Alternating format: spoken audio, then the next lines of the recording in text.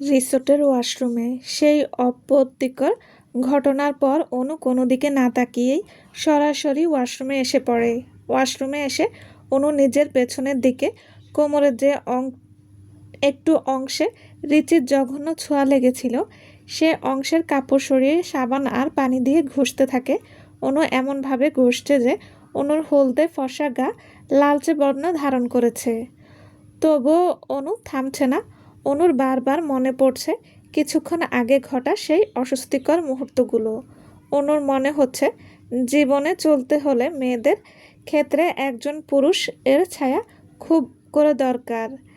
বিয়ের আগে অনুর বাবা অনুকে সব কিছু থেকে আগলে রাখত।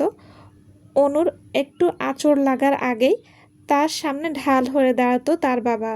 আর অনু জীবনে অ্যারন আসার পর তো অ্যারন অনুর দিকে কারো তাকিয়ে থাকাও সহ্য করতে পারতো না।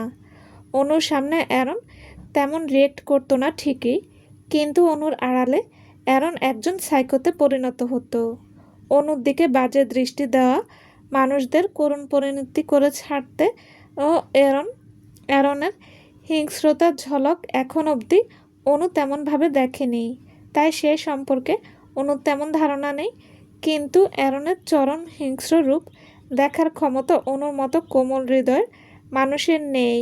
আর অ্যারন থেকে পালিয়ে আসার পর আরমান অনুকে এসব থেকে আগলে রেখেছে।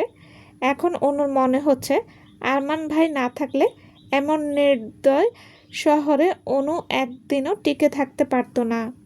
আরমান ভাই আর মামুনির কাছে অনু চিরকৃতজ্ঞ থাকবে। এসব চিন্তার পাশাপাশি অনু সেই জায়গাটা ঘষে যাচ্ছে। বেশ কিছুক্ষণ পর অনু থেমে যায়। যখন সেই জায়গাটা পুরোপুরি লাল হয়ে যায় আর কিছুটা যন্ত্রণা অনুভব করে অনু, ঠিক তখন অনু থেমেছে। কিন্তু এখনও অনুর গা ঘিন ঘিন করছে। অনুর মুখে পানির ঝাপটা দিয়ে নিজেকে শান্ত করার চেষ্টা করছে। কিন্তু এমন সময় অনুর ষষ্ঠ ইন্দ্রিয় অনুকে জানান দিল দুটি চোখ অনুকে দেখছে। সাথে সাথে অনু পানির ঝাপটা দেওয়া বন্ধ করে দেয়। অনুর ভয়ে ভয়ে এদিক ওদিক তাকায়, কিন্তু তেমন সন্দেহজনক কিছু দেখতে পায় না। আসলে তখনকার সেই ঘটনার পর অনুর ঘৃণা আর সাথে সাথে অনুর মনে কিছুটা ভয়ও ঢুকে গেছে। রিচি নামক সেই দস্যু থেকে নিজের অস্তিত্ব রক্ষা করতে পারবে তো অনু?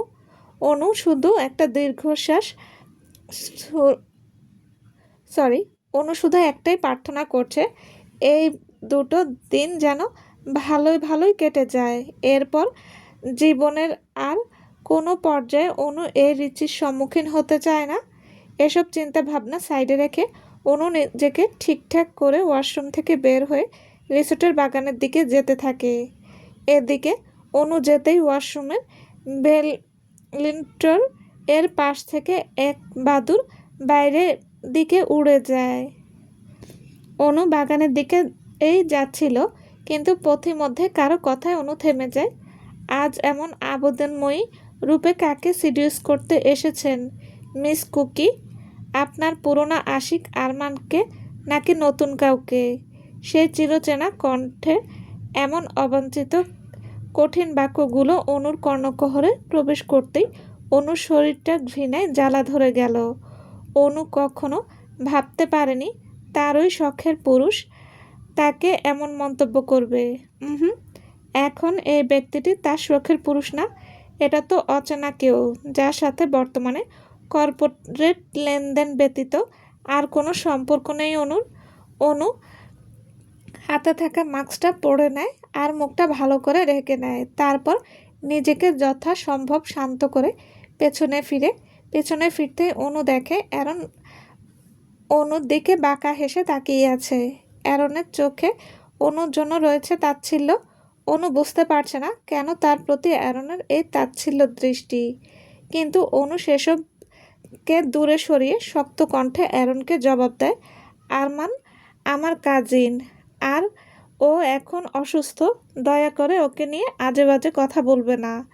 আর আমার পোশাক আর চরিত্র নিয়ে কথা বলার কোনো অধিকার আপনার নেই। আমি যথেষ্ট শালীনতা মেনেই ড্রেস আপ মেনটেন করি। অনুর মুখে অধিকার নেই শব্দটি শুনে অ্যারন ক্রোধে চোয়াল শক্ত করে নেয়। নিমিষে অ্যারনের চোখ দুটো রক্তিম লাল বর্ণ ধারণ করে। অ্যারন চিবিয়ে চিবিয়ে বলে, ওহ তাই নাকি? তা আপনার ড্রেস আপ সেন্স নিয়ে তো অনেক গর্ব করলেন, কিন্তু আপনার কোমরের কাপড় ভেজা কেন? ভেজা কাপড়ে আপনার হলদে ফর্সা কোমর আর গঠন সব তো ভালোই বোঝা যাচ্ছে। অ্যারনের এমন কথায় অনু তড়িৎ গতিতে নিজের কোমরে হাত দেয় আর দেখে অ্যারন ঠিক বলেছে। কোমরের অংশের শাড়িটুকু পুরা ভেজা, আর ভেজা অংশটুকু একদম অনুর কোমরে লেপ্টে আছে। হালকা রঙের শাড়ি হওয়ায় নিশ্চিত ভেজা অংশ থেকে অনুর কোমরটা পুরোপুরি বোঝা যাচ্ছে। বিষয়টি বুঝতেই অনু শাড়ির আঁচল দিয়ে নিজেকে ঢেকে নেয়। তারপর ইতস্তত দৃষ্টিতে অ্যারনের দিকে একবার তাকিয়ে তারপর মাথা নিচু করে নেয়। কিন্তু অ্যারন সেসব কিছু পাত্তা না দিয়ে পুনরায় বলা শুরু করে, হোয়াট এভার, আপনি যা ইচ্ছা তাই করতে পারেন, আমার তাতে বিন্দুমাত্র আপত্তি নেই। যাই হোক, আপনি বললেন মিস্টার আরমান অসুস্থ। তা মেন কাজের সময় কি আপনাদের এসব এক্সকিউজ লেগে থাকে?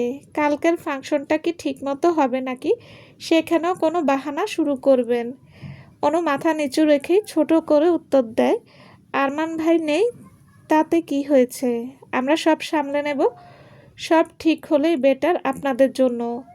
যার জন্য আপনার সাথে কথা বলতে এসেছিলাম, কালকে ওয়েডিং ফাংশন সকালে না বিকালে হবে, আর ফাংশনটা ফ্লোরিডার সি বিচে অ্যারেঞ্জ করার ব্যবস্থা করুন।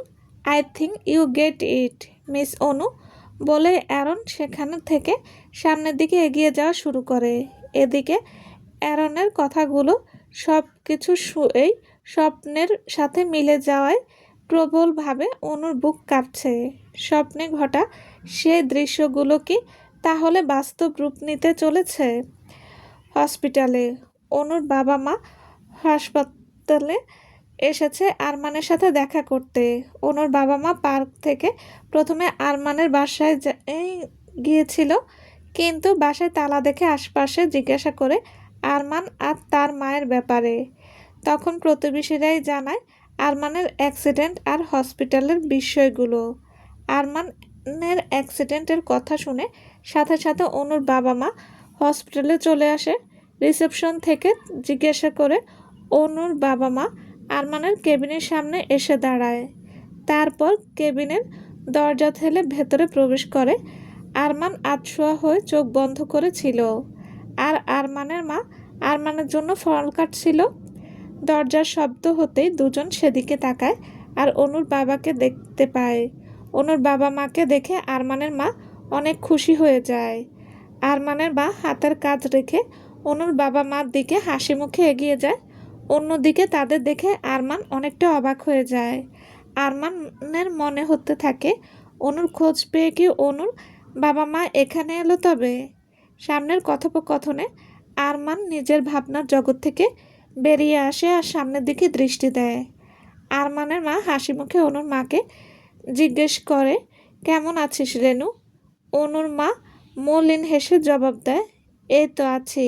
তা এতদিন পর আমাদের কথা মনে পড়লো? কিন্তু তুই জানলি কিভাবে আমরা হসপিটালে? তোর বাসায় গিয়েছিলাম, সেখানে একজন বলল তোরা হসপিটালে।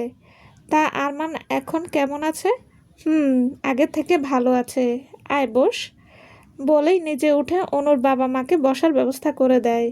যদিও তারা বসতে আপত্তি করছিল, কিন্তু আরমানের মা জোর করে বসিয়ে দেয়। তুই বস রেনু, আমি ক্যান্টিন থেকে কিছু নিয়ে আসছি, একটু ম্যানেজ করে নে। এখন বাসা হলে তোর এত কষ্ট করতে হতো না। তোমাকে ব্যস্ত হতে হবে না তো, বসো এখানে। আমরা আজই ফিরে যাব, যার জন্য আসা সে কাজই তো হলো না। কথাগুলো তীব্র কষ্ট নিয়ে বলল অনুর মা। এবার আরমান অনুর মাকে বলে ওঠে, ফিরে যাবে মানে?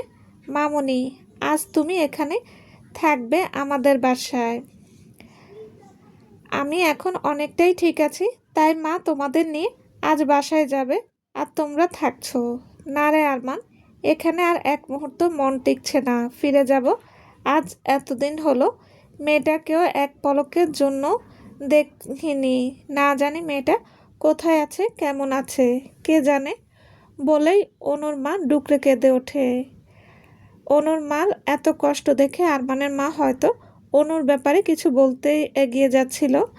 বিষয়টি বুঝতে পারতেই আরমান চোখের ইশারায় তার মাকে চুপ থাকতে বলে। আরমানের ইশারা বুঝতে পেরে আরমানের মা আর এগিয়ে না চুপ করে থাকে। অনুর মায়ের কষ্ট যে আরমানের মাকেও নাড়া দিচ্ছে, কিন্তু ওনারও যে উপায় নেই। অনু আরমানের মাকে বারবার অনুরোধ করেছে কাউকে যেন কিছু না জানায়। অনুর কথা কিভাবে ফেলে দেবে আরমানের মা?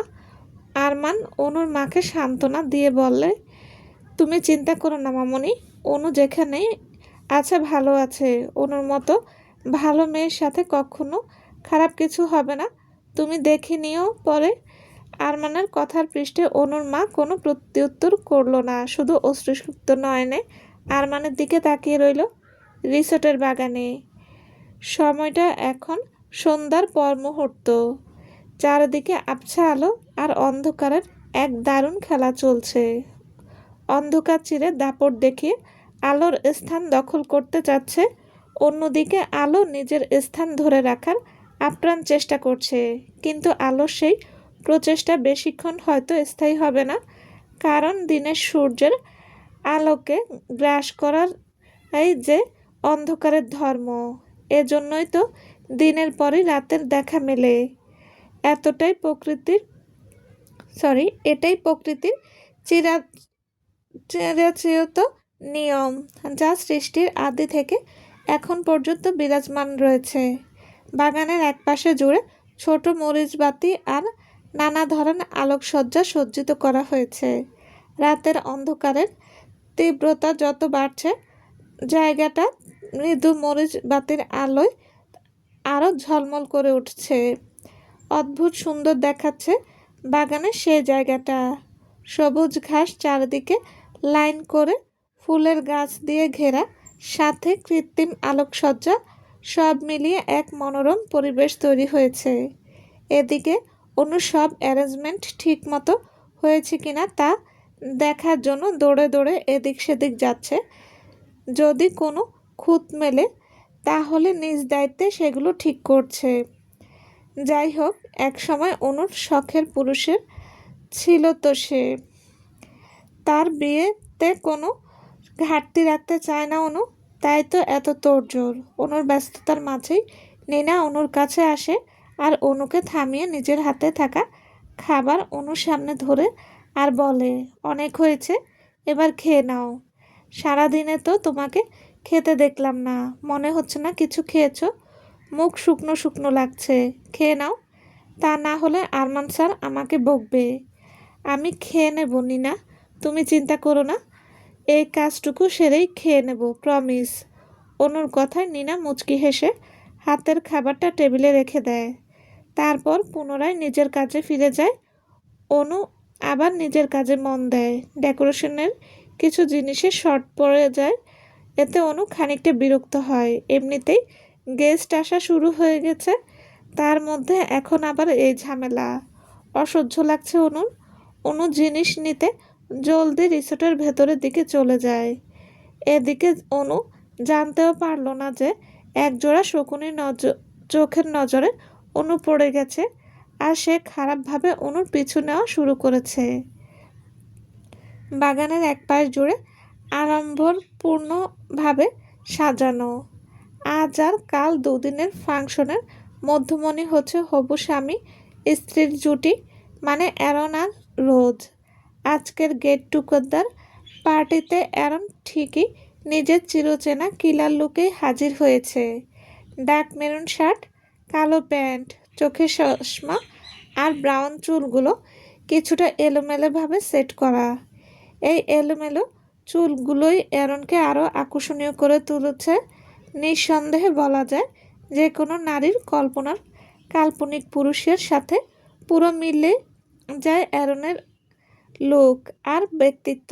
কিন্তু অ্যারনের কল্পনার সেই কাঙ্ক্ষিত নারী ঠিক কে, তা একমাত্র অ্যারন কার্লেনই বলতে পারবে। পার্টিতে মধ্যমণি হিসেবে অ্যারনকে দেখা গেল। আজ অ্যারনের পাশে রোজ নেই। রোজ তো বিষণ্ণ মনে বসে আছে অন্ধকারাচ্ছন্ন এক কোণায়। অন্যদিকে রোজের বাবা মিস্টার পিটার রোজকে খুঁজতে খুঁজতে এসে দেখে রোজ এক কোণায় মন খারাপ করে বসে আছে। রোজকে দেখেই পিটার রোজের দিকে এগিয়ে যায়, কিন্তু রোজ নিজের কল্পনা জগতে এতটাই বিভোর ছিল যে সে তার বাবার উপস্থিতি বুঝতে পারল না। What happened dear? কোনো কিছু নিয়ে চিন্তায় আছো? রোজের ধ্যান ভাঙে তার বাবার কথায়। রোজ তার বাবার দিকে তাকিয়ে মলিন হেসে আর খানিকটা সরে তার বাবাকে বসার জায়গা করে দেয়। মিস্টার পিটারও সেই জায়গা দখল করে নিল। মিস্টার পিটার রোজকে খুঁটিয়ে খুঁটিয়ে দেখা শুরু করলো। আজ কতদিন হলো সে তার মেয়ের মুখে আগের মতো সেই প্রাণখোলা হাসি দেখে না। যে মেয়েটা সবসময় হাসি খুশি থাকতো, কথায় কথায় রাগ যে দেখাতো, সময়ের ব্যবধানে সে মেয়েটি কেমন নিশ্চুপ হয়ে গেছে। জ্যাকের সাথে এঙ্গেজমেন্টের পর রোজ জ্যাকের সাথে ঘুরতে যায়। তখনও রোজ অনেক উচ্ছ্বাসিত ছিল, কিন্তু ফিরে আসার পর মিস্টার পিটার এক অন্য রোজকে আবিষ্কার করলো। রোজের ঠোঁটের কোণ থেকে হাসি নামক শব্দটি যেন গায়েব হয়ে গিয়েছে। ঘুরতে যাওয়ার পর সেখানে কি হয়েছিল, কেন জ্যাকের সাথে রোজ এঙ্গেজমেন্ট ভেঙে দেয়, অনেক চেষ্টা করেও মিস্টার পিটার রোজ থেকে জানতে পারেনি। শেষমেশ মিস্টার পিটারও রোজকে এসব নিয়ে জিজ্ঞেস করেনি। রোজকে না ঘাটানোই ভালো মনে করেছেন তিনি। খানিকক্ষণ নীরবতার পর মিস্টার পিটার এবার মুখ খুললেন। সব ঠিক আছে তো ডিয়ার? মিস্টার পিটারের কথায় রোজ পিটারের দিকে ফিরে আজ জবাব দেয়, সব ঠিক আছে পাপা। তুমি হঠাৎ এমন প্রশ্ন জিজ্ঞেস করলে পাপা? দেখো রোজ, আমি জানি তুমি ঠিক নেই। বাবা হিসেবে আমি তা ভালো করে উপলব্ধি করছি। তোমাকে এভাবে দেখতে সত্যিই আমার ভালো লাগে না ডিয়ার। তাই তোমাকে একটা পরামর্শ দিতে চাই। যেটা করতে তোমার মন সায় দেয় না সেটা থেকে তোমার বিরত থাকা উচিত dear. Thanks for your advice papa, but আমি ঠিক আছি পাপা বলে রোজ মেকি হাসে। অন্যদিকে মিস্টার পিটার রোজের গালে নিজের হাত রেখে মুচকি হেসে বলে, আই নো ডিয়ার, কিন্তু একটা কথা কি জানো? কাল তোমার জীবনে সবচেয়ে বড় দিন হতে যাচ্ছে। সারা জীবন তুমি একজনের সাথে পবিত্র বন্ধনে আবদ্ধ হতে যাচ্ছ, আর সে মানুষটা অবশ্যই তোমার ভালোবাসার মানুষ হওয়া উচিত ডিয়ার। জানো, তোমার মায়ের যাওয়ার পরও কেন আমি দ্বিতীয়বার এই বন্ধনে আবদ্ধ হইনি? রোজ উত্তরের আশায় উৎসুক নয়নে তার বাবার দিকে তাকিয়ে আছে। মিস্টার পিটার রোজের মনোভাব বুঝতে পেরে আবার বলা শুরু করে, আমি তোমার মাকে অনেক ভালোবাসতাম রোজ। মানছি আমার ভুল ছিল, কিন্তু তার জন্য তোমার মায়ের প্রতি আমার ভালোবাসা মিথ্যে ছিল না। মানুষ জীবনের প্রয়োজনে হয়তো দ্বিতীয়বার নতুন করে কারো সাথে জীবন কাটানোর সিদ্ধান্ত নেয়, কিন্তু ভালোবাসা জীবনে একবারই আসে। তুমি কি মনে করে অ্যারনকে বিয়ের সিদ্ধান্ত নিয়েছো জানি না, কিন্তু আমি তোমার চোখে জ্যাকের জন্য যেই মায়া দেখেছি, অ্যারনের জন্য তেমন অনুভূতি তোমার চোখে বা ব্যবহারে কখনোই দেখিনি। আমি শুধু একটাই কথা বলবো ডিয়ার, সম্পর্কে মান অভিমান হবে, কিন্তু তার জন্য একে অপরের থেকে দূরে সরে যাওয়া ঠিক না। যদি শাস্তিও দিতে চাও তাহলে কাছে থেকেই দাও, কিন্তু দূরে যেয়ে নয়। শেষের বাক্যটি মিস্টার পিটার কাঁপা কাঁপা গলায় বলে সেখান থেকে আর থাকেনি। দ্রুত উঠে অন্যদিকে চলে যায়। নিজের অশ্রুগুলো হয়তো নিজের মেয়েকে দেখাতে চাননি মিস্টার পিটার। এদিকে রোজ তার বাবার কথায় থম মেরে যায়। রোজের বারবার মনে হতে থাকে সে কোনো ভুল করছে না তো, রাগ জেদের বশবর্তী হয়ে নিজের ভালোবাসাকে হারিয়ে ফেলছে না তো। এমন নানান অনিশ্চয়তা রোজের হৃদয়কে ক্রমেই অশান্ত করে তুলছে।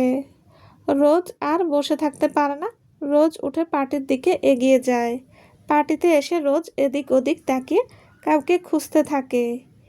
একটু চোখ বুলাতেই রোজ তার কাঙ্ক্ষিত ব্যক্তিটিকে পেয়ে যায় আর সেদিকে এগিয়ে যায়। রোজ ঠিক অ্যারনের পেছনে এসে থামে। অন্যদিকে অ্যারন এদিকে কারো সাথে বাক্যলাপে ব্যস্ত। ওদিকে ফিরে থাকায় রোজ অ্যারনের চড়া পিঠটাই দেখতে পাচ্ছে।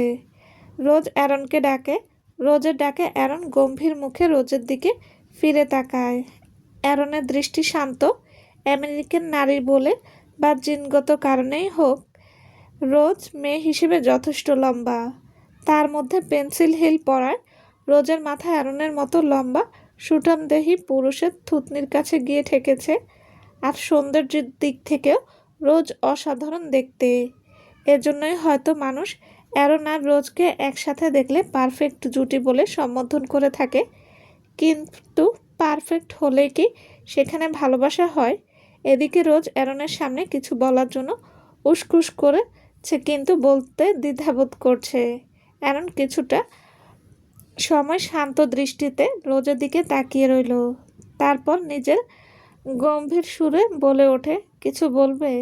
অ্যারনের এই দুই শব্দে রোজের কর্ণকুহরে পৌঁছতে এই রোজ কেঁপে ওঠে আর আমতা আমতা করে বলে, আসলে আমি বলতে চাচ্ছিলাম।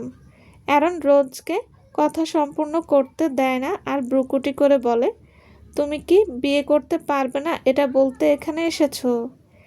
অ্যারনের কথায় রোজ বিস্ফোরিত নয়নে অ্যারনের দিকে তাকায়। তা দেখে অ্যারন বাঁকা হেসে বলে, যদি এমন কিছু মাথায় ও এনে থাকো তাহলে এখনই মাথা থেকে ঝেড়ে ফেলো।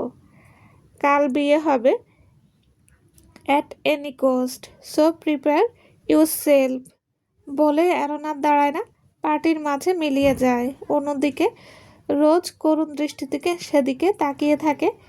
রিসোর্টের ভেতরে অনুপ্রয়োজনীয় জিনিসপত্র নিয়ে নিস্তব্ধ করিডোর দিয়ে হেঁটে সামনের দিকে এগিয়ে চলছে। যেহেতু বাইরে সব কিছুর ব্যবস্থা করা হয়েছে, তাই অধিকাংশ লোকজনই এখন বাগানে। বর্তমানে রিসোর্টের ভেতরটা অনেকটাই জনশূন্য। আর অনু যেখানে আছে বর্তমানে সেখানে কারো যাতায়াতও তেমন নেই। যদিও প্রথমে অনুর একটু ভয় ভয় করছিল, কিন্তু অল্প সময়ের ব্যাপার মনে করে ভয়কে ঝেড়ে সব কিছু নিয়ে বাগানের দিকে এগোচ্ছে অনু। করিডোরের মৃদু আলো পরিবেশটাকে আরও ভুতুড়ে করে দিচ্ছে। যতই অনু ভয় পাবে না ভাবছে, ততই ও ভয় অনুকে জেঁকে ধরছে। আর একটু পথ এগোলেই রিসেপশনের কাছে পৌঁছে যাবে ভেবে অনু যখন একটু নিশ্চিত হয়, ঠিক তখনই কেউ পেছন থেকে অনুর নাকের রুমাল চেপে ধরে। অনু যখন বিষয়টা বুঝল, তখন নিজেকে বাঁচানোর আপ্রাণ চেষ্টা করতে থাকে।